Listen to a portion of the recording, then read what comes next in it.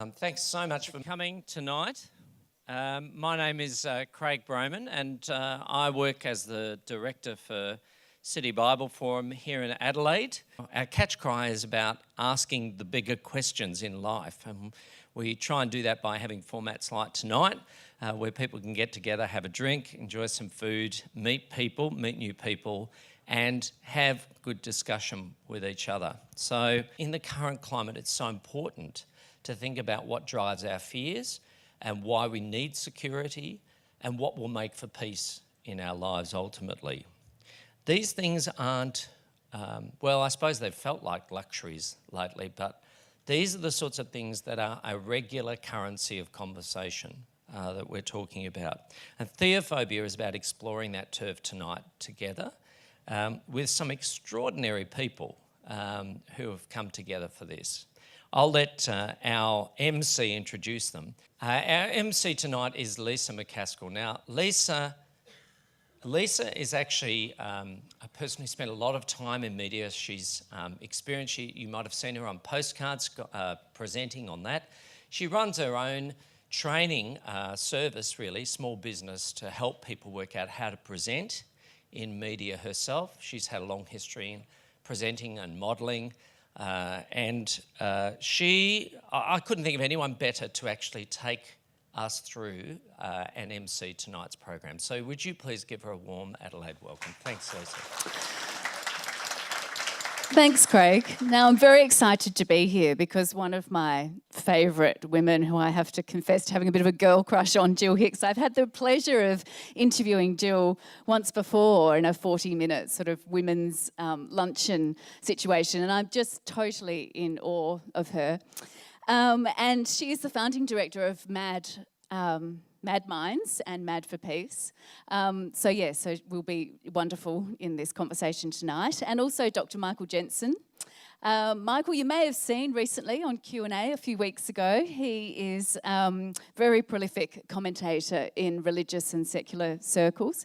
Also has written books and publications, and told us last night that he did his doctorate in Oxford on martyrdom and identity. So incredibly appropriate to have on the panel here. Now, this is a huge topic, the fear of religion, and just in our discussions before, I think we've only just scratched the surface. So we'll kind of try and get straight into it. But just to sort of place you both, can you, Gill, tell us a little bit about sort of your religious background, or if you have any? It's a real mixed bag, actually. So I was christened Methodist. My father was Anglican. My mother was Church of England. My brother is a Catholic. I was married to a Catholic. I subsequently divorced the Catholic.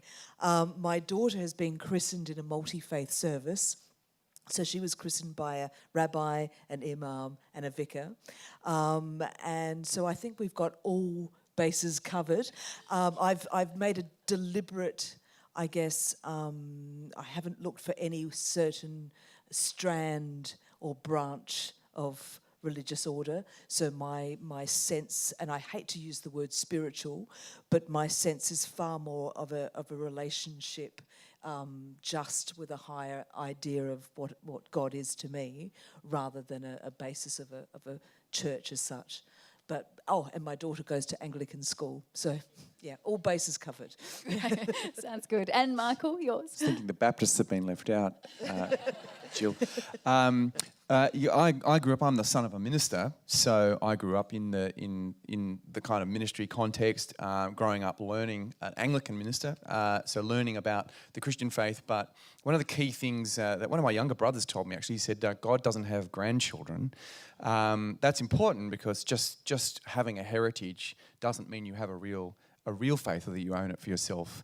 And so I around about 16 or 17, I decided to, I felt convicted that actually, though I was the eldest son and so therefore good, not like my brother who's got tattoos, and I don't have any, that I was actually a proud individual and a person who was in need of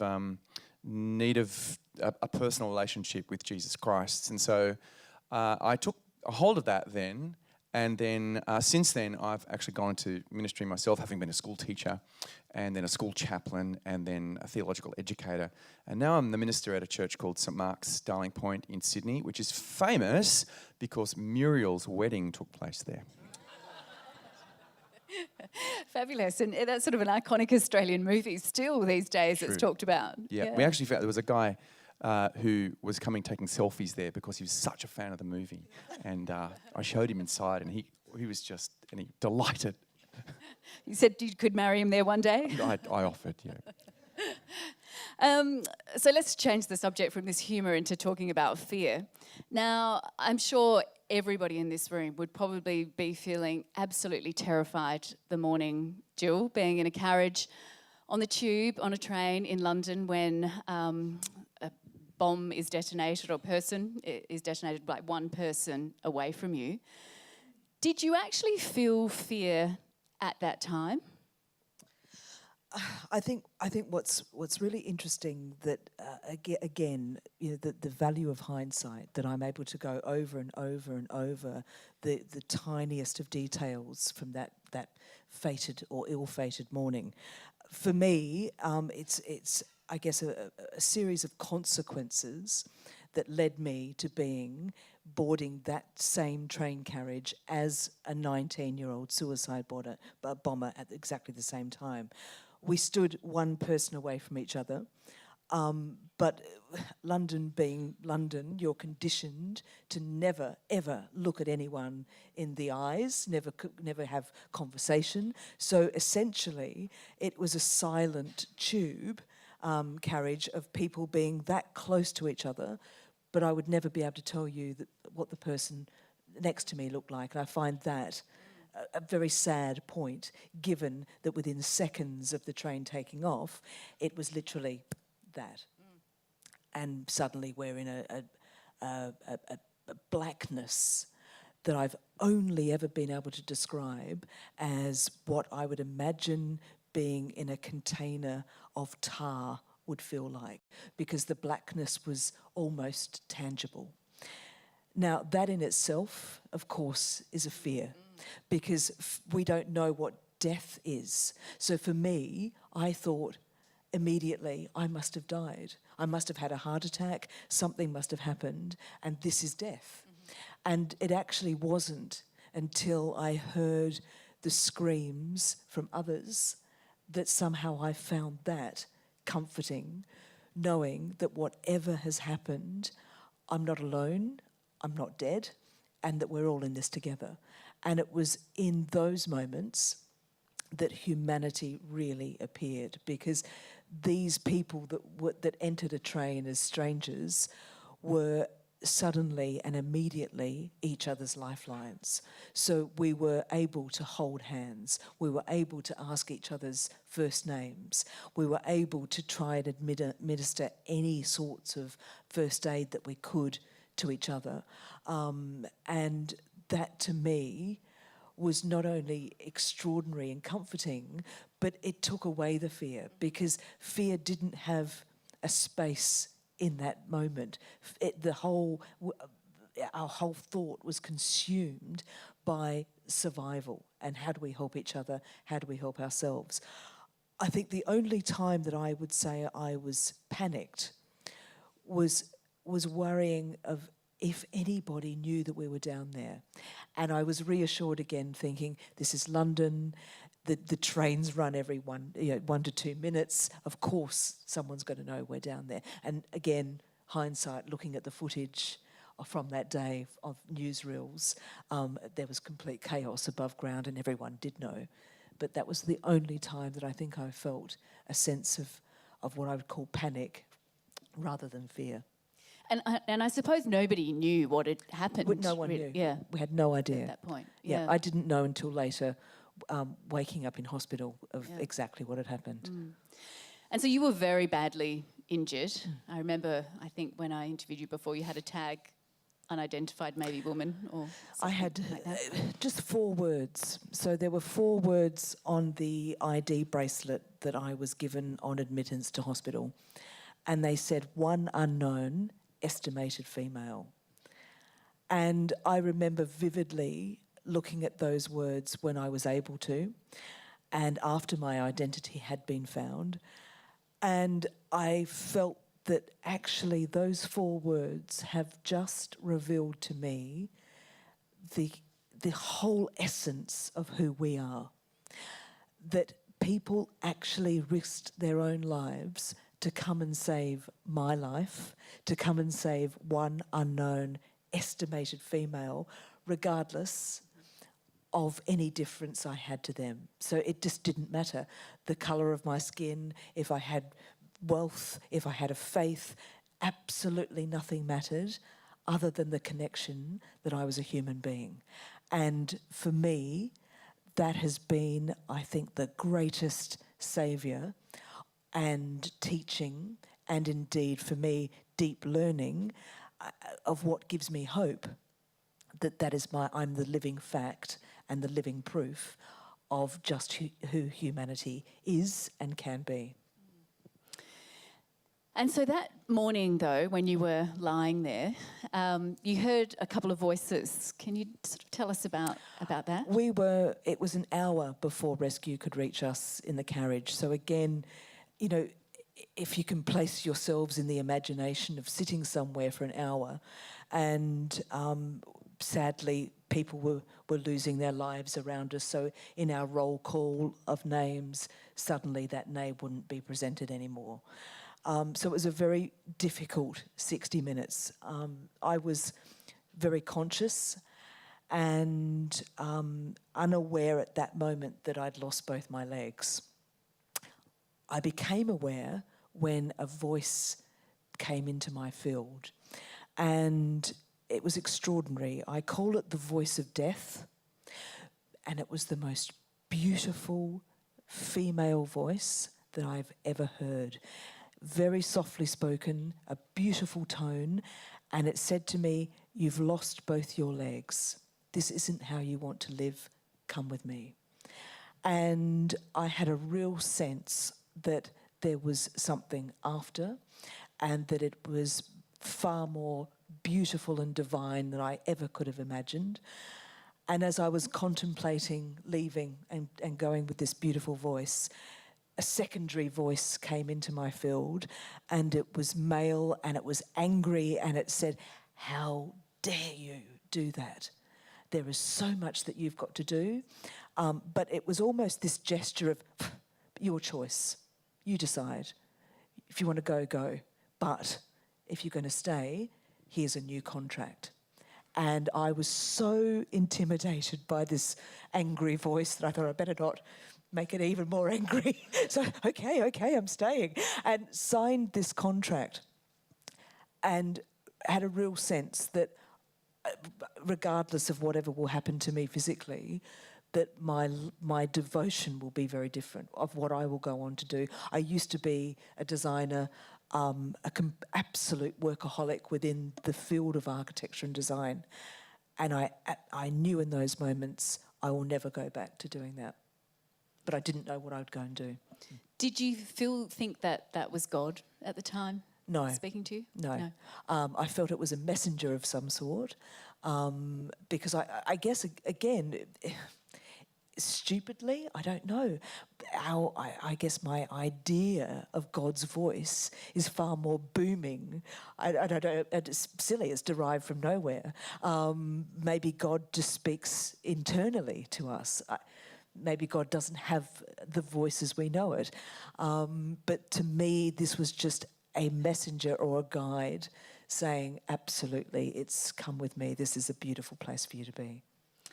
And so, Michael, what do you think? Does God actually speak to us? You know, he's spoken to people throughout the Bible. Does he still speak to people today? Well, from a Christian perspective, we would say that God has spoken to human beings often in many places, and the Bible's a record of God speaking to people in lots of different ways, but decisively in Jesus Christ. So we would say that he's, from the Christian perspective, that he's the sort of yardstick of divine speech. That how we recognise God's voice is through measuring it or checking it against what Jesus looks like, what Jesus said, what Jesus did.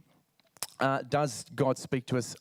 Of course, God can, and God, could be through messengers. I know there are people who have been spoken to through dreams or communicated through dreams, for instance. But as always, I as a Christian, always go back to what the way God spoke to us in Christ is as a sort of just the check, because we know we can.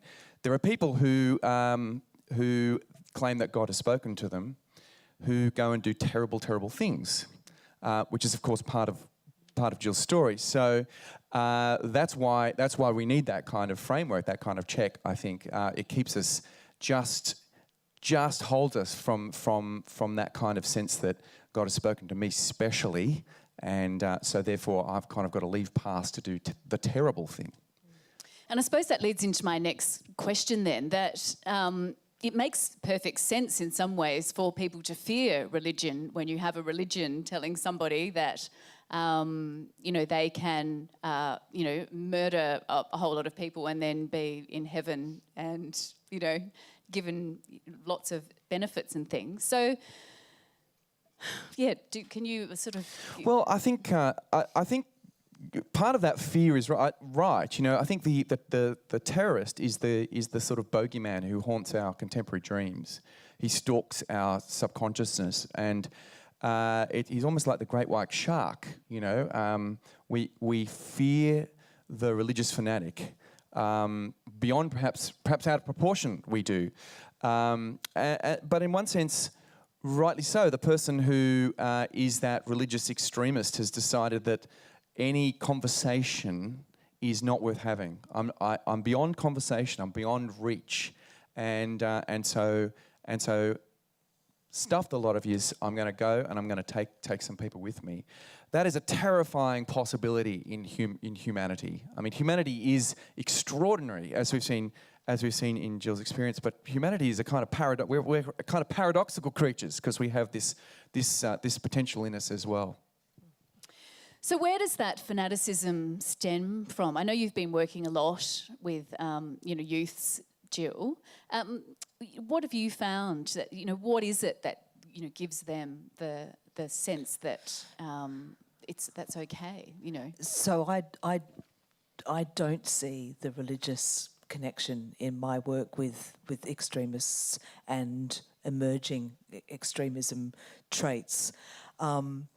A lot of the people I talk to have had backgrounds in drugs and crime, and the radicalisation process, if you like, has been around, and the allure and the attraction is all about, I'm going to offer you incredible power, but I'm also going to offer you great purpose. Suddenly, your life will have meaning. And that has been the allure to get someone to the place. Then I'm going to sort of wash it with a sense of your right, and you have righteousness because God is on your side. And in a way, that's the final step, exactly as we've just heard, that I'm able to then do something that is destructive towards humanity, because I believe that what I'm doing is right and God is on my side. But the pathway to get there is absolutely with this sense of I'm a valued human being. Suddenly I've got meaning. And it's, for me, a lot of our work is addressing this idea of a destructive ideology. And you can't bomb an idea. We can't kill an idea with weapons. So we need other ideas to have as a challenge. And we need other things to say, well, what about this? And what about that? And what about this? And perhaps placing a seed of doubt in this process can help sway someone out of the pathway of radicalisation. Just a very small story, and it really got to me because I'd spent close on a year working with a young person in London, and he came to me and he said, "Sister, I'm giving up all my ideas of extremism. I'm not going that path anymore. Great, we don't even have to meet anymore." And I said, "Oh, that's fantastic. What is it?" Just so I know, because I must say, for everyone in this room, I now work in peace. I've worked in peace building and countering violent extremism for the last 10 years. It is the most difficult, challenging field of work I could ever have chosen to be in. In saying that, so I was looking for some validation from this young lad, I must say. And he looked at me and he just said, "Oh, nothing you've said." Great, I'll give up. But the other idea I've always wanted to do is open up a green juice bar in Hamilton Island. I think I'm just going to do that. So anyway, I said, "Okay, what is it?" And he said to me, actually, the person that's been filling his head with the ideas and I guess proving to him that this was the right pathway, this young lad loved playing soccer so much that he said he just asked the question just to check, "Will I be playing soccer in paradise? Just want to clear that up." And he said there was a hesitation and a moment of, yes, of course. And he said that was enough for this young lad to think, "I can't take that risk. I love soccer so much. I'm going to stay and not blow myself up." Such a fragile, fine line, isn't it? That's it. Yeah. And that showed me then that there are not only so many. This is why this is a greater problem than how we discuss it, and how we need to find so many pathways out.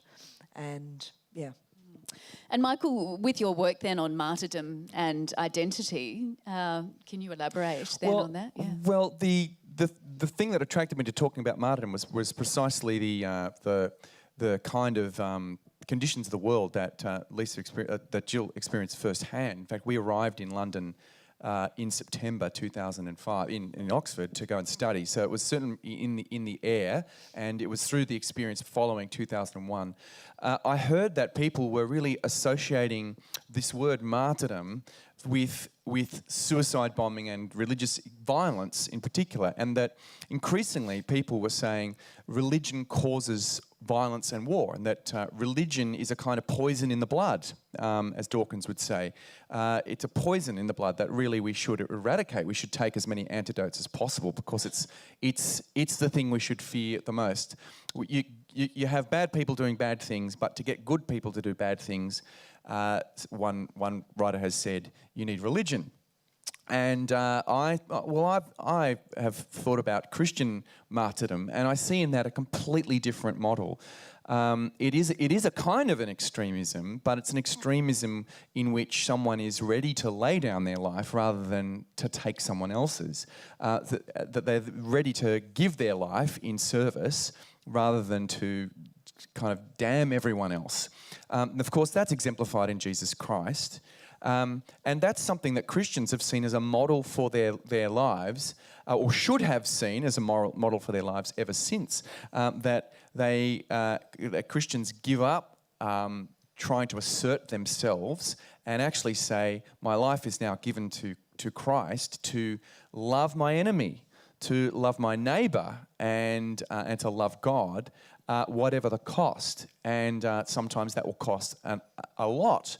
And it's not meant to be a counsel of resentment against the world, that we're this little tribe and everyone's out to get us and we're kind of defending our corner at all costs. It's actually meant to be completely the opposite of that. It's actually meant to to signal that Christians have no reason to fear. We've talked about fear. If you believe in a God who raises the dead, then you have no reason to fear, and you can just get busy serving others and loving them. And so that was where martyrdom really played a strong role in my sense of my own faith. And then, of course, I wanted to go and study it. And I encountered people there, like in my studies, like Dietrich Bonhoeffer, who's just an extraordinary thinker, but also has an extraordinary story. He stood against Hitler in the 1930s and then ended up in prison, was part of a plot to overthrow Hitler, and wrote very powerfully about this sense. His life was in tatters. He talked about his life being in fragments, but that because he understood that God would weave these fragments into his own story, God's story, he could accept that.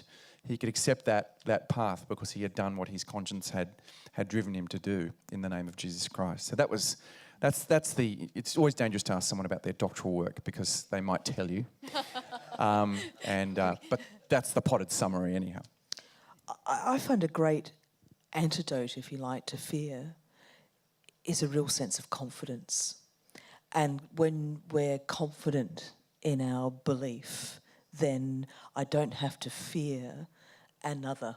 And whether that another is a different belief or someone who challenges what I think, if that confidence is there in what I believe, then the fear of whatever it is that's attacking that should be eradicated to a degree, I think. I think that's well said. I think that confidence, which is not arrogance. No, that's very it. different thing, different tone. Yeah. It's actually a model. It means you can disagree without having to. And we actually need this. That's absolutely. Because we need this not just in thinking about geopolitical issues, but on Facebook we need this. It seems to me. In Twitter we need this because we're slowly kind of just becoming people who can't disagree civilly. Yeah. We can't cope with that, so we end up just sticking with those we know and abusing those we disagree with, I think. And it's an interesting thing with fanaticism that, you can get people then to be so devoted to that cause, yet then there's other people that fear being, attached to a religion because it's going to, put all of these conditions on their life. Where is the balance? And when most of society is sort of generally moving away from the church because they don't want to sort of, they fear the consequences of God coming down on them because they can't be good enough. Yet on the other side of the world, then there are people that are just sort of becoming more and more fanatical. Yeah, can you comment on that at all? Do you want to go first? No, yeah. Jill? Oh, okay. Yeah, so what you've charted is the kind of the story of the contemporary world, and it's really, we see the two-thirds world, if we use that terminology these days. Certainly Islam and Christianity are growing in places like China, South America. Christianity is, particularly Pentecostal Christianity is growing there, and in Africa, right? Whereas the West becoming much more secularized and much more perhaps afraid that that religion is like, if I become religious, it's like checking into the nursing home already. It's kind of giving up on life, and I think that's a real shame, because I think knowing God gives you the eyes to see the beauty of the created world that we so enjoy, and to recognise the pain that others experience, to recognise that the world should be glorious and extraordinary, and is, but in many senses is not the way it's supposed to be, so that you can both be joyful and thankful and also inspired to act for the good of others. So I think it's a great loss, actually. You do get a kind of wistfulness. You hear sort of people in the paper saying, I'm an agnostic, but I kind of wish I could believe. So I've been reading comedian David Mitchell's autobiography recently, and he was saying this, I can't believe, but my goodness, I wish I could, because I can see what it drives people to do on its best days, you might say. I've been very interested in looking at the followers through certain government ideals. So looking at Trump supporters versus non-Trump supporters, looking at Brexit supporters versus non-Brexit support. These incredible divisions that are happening between family members even that disagree. And then more and more rolled out in social media. So again, just coming back to the confidence stance of, if you say anything that perhaps is against a grain of a thread of commentary, then you are a raving loony left, or you're too far extremist right.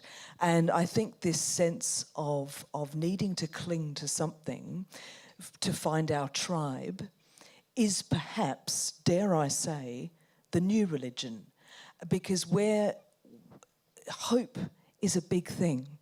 And I think there's a sense and a growing sense of hopelessness.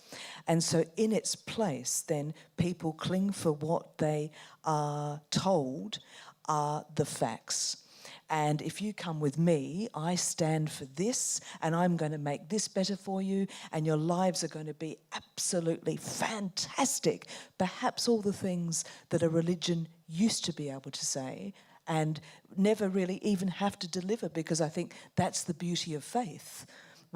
We shouldn't be testing to see if faith will deliver. It is all about faith that it will. So in the absence of that, I'm fascinated in where are we getting a sense of hope and aligning ourselves to find our tribe and therefore validating our existence. Yes, I'd say there's very few pure atheists because in the absence of the traditional religious patterns, nationalism in particular, national identity comes in, and we've seen, those very examples. You see it here quite a lot in the media. You'll find people singing the Australian story. There's a Sydney journalist, Peter Fitzsimmons, you may have seen his work. He's a rugby player, so I don't know how well known he is in the rest of Australia. But of course, he's an author of he's an atheist, militant atheist, but he's also an author of the Australian myth. I find it fascinating that he's kind of creating this sort of national religion with national values, and he sings that song on and on. So he's the high priest of a new religion, I'd say. But it's a dangerous religion because it's often war stories are so important to it, which is kind of. I think there's a danger sign with nationalism when it comes. It's a kind of faith I wouldn't put much faith in. It's not leaning towards peace necessarily if it's based around war, I suppose. Well, no, it's very hard to be a nationalist and be a peace lover in the end when you're celebrating war stories. But you've had more to do with working towards peace. How do you describe? It's a very cutthroat industry, let me tell you. I was expecting lentils and guitars, and it was whoa. Yes. Yeah. Wow. Yeah. So, Craig, That's the revelation I think of we the were meant night, to I finish think. at 7, weren't we? And I know it's now 7:11. Do you want to keep going, or do you want to stick to this schedule? Oh yeah, I've got the energy. So is there a healthy fear of God then? Oh, I think there's a healthy fear of God in that we ought to realise, just as Gill has said, that at one level we stand to give account for our lives, and we ought to respect the one who made us, and respect his precious gift of life.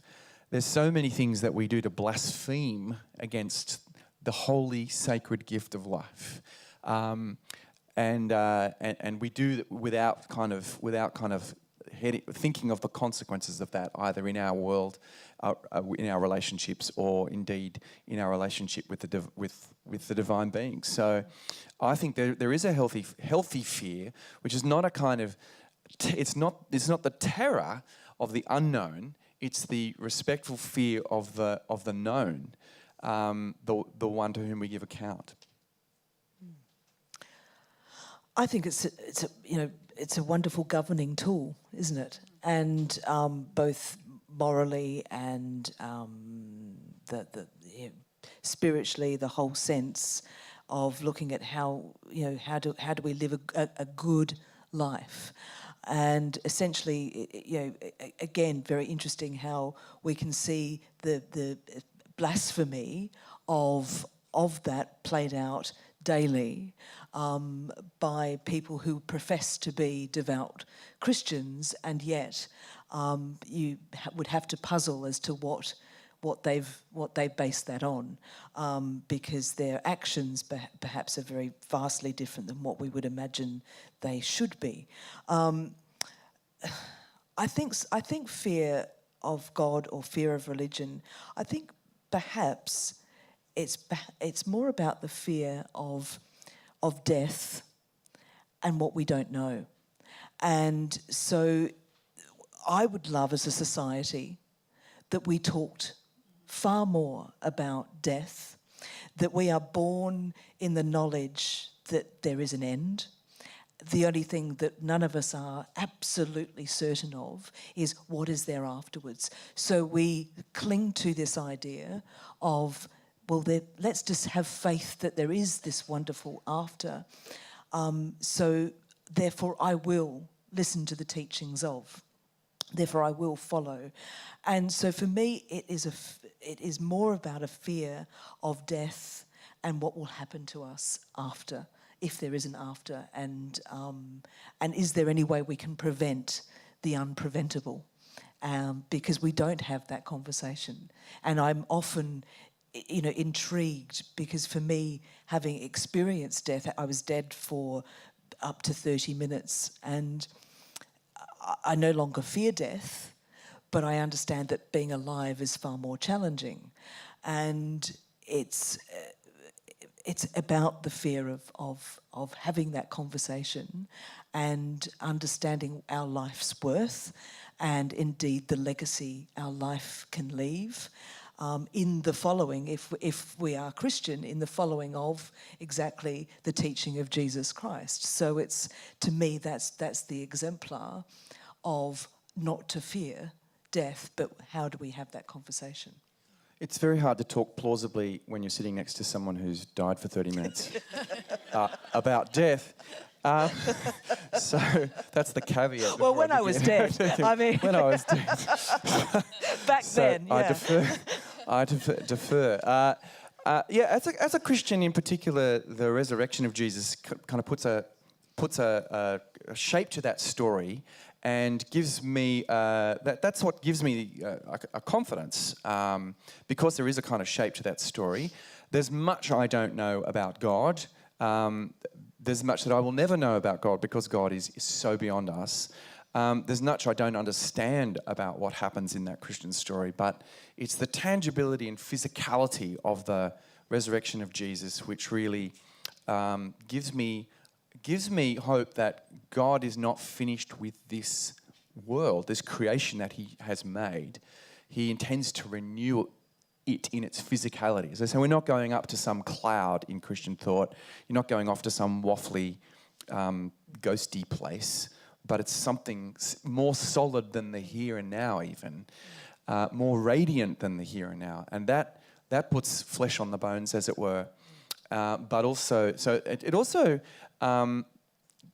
I fear God, who is my maker, and therefore to whom I give account. But because, again, in Jesus, I understand I have his mercy. I understand that he's not simply almighty and completely righteous, but that, thank goodness, he's merciful. Because I know that the line that evil is not just an out there thing. It's also an in here thing. And so I also know that I can't stand alone in that process. So that's really the kind of Christian version of the Christian account of thinking about death and the hereafter. I was interested to read a book by a man called Awul Gotunde, who's a surgeon from America. He wrote a book called Being Mortal. There's a number of books about dying and death on the market at the moment. There's another one called When Breath Becomes Air. Fantastic book by a man who's dying of cancer, who died, in fact.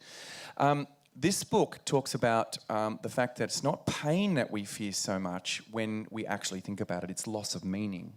So he says from his medical practice and experience that providing even people who are at the end of their life, not just with pain relief, but a way of telling their stories to their loved ones, asking them what they would like to do in their last days, is actually, it makes, I don't know, I wouldn't say makes the pain bearable, but that's what, they're despairing for loss of meaning, not because of pain, he says in this book. Well, it's essentially what you were just saying then, Jill, that it needs to become more of a part of conversation. And yeah. Just very quickly again, just following up. My mother died when I was, so my father and mother died when I was 17 and 18, respectively, a year apart from each other. And I was with Mum when she died, and she was diagnosed with pancreatic cancer. She had 3 months.